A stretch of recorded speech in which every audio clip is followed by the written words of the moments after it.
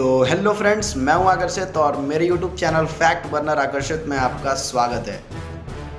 आपने पद्मावत मूवी तो जरूर देखी होगी कि कैसे अलाउद्दीन खिलजी ने रावल रतन सिंह के साथ युद्ध किया और युद्ध में हार को समीप होता देख महारानी पद्मिनी और अन्य राजपूत महिलाओं ने जौहर का निर्णय लिया।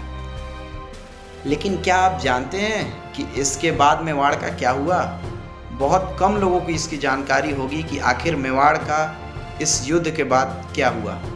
तो ये वीडियो डेडिकेटेड है हमारे वीर राजपूत योद्धा राणा हमीर सिंह सिसोदिया के बारे में। राणा हमीर सिंह सिसोदिया वही थे जिन्हें सिसोदिया वंश का संस्थापक कहा जाता है। इसी वंश में बाद में आकर राणा सांगा, महाराणा प्रताप जैसे वीर योद्धा जन्मे थे। तो विदाउट टाइम वेस्ट किए चलिए हम इस वीडियो को शुरू करते हैं। रावल रतन सिंह के एक दूर के रिश्तेदार थे जिनका नाम था लक्ष्मण सिंह या लाखा सिंह। वह उनके सेनापति थे। लक्ष्मण सिंह के 7 पुत्र थे। अलाउद्दीन खिलजी से युद्ध लड़ते हुए लाखा सिंह और उनके 7 पुत्रों ने अलाउद्दीन खिलजी को अंत तक बहुत कड़ी टक्कर दी और अपनी मातृभूमि के लिए लड़ते लड़ते शहीद हो गए।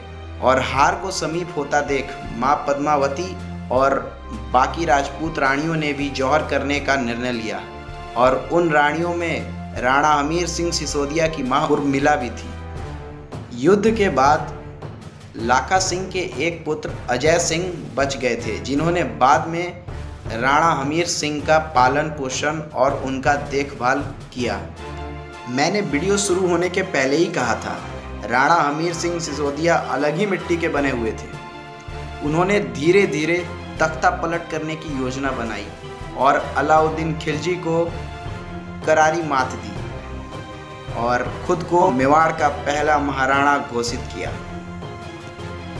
विधवा पुनर्विवाह, यह सुनते ही आपके मन में ईश्वर विद्यासागर का नाम आता होगा।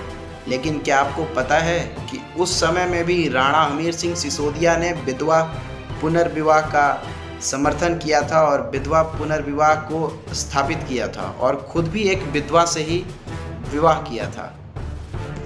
उस वक्त में दिल्ली का एक शासक था मोहम्मद बिन तुगलक। उसको अपनी वीरता पर बहुत घमंड था, पर राणा हमीर सिंह सिसोदिया ने उसकी वीरता को चूर चूर कर दिया और तुगलक को करारी हार झेलनी पड़ी। बहुत कम उम्र में ही राणा हमीर सिंह अपनी पत्नी के साथ सिंहासन पर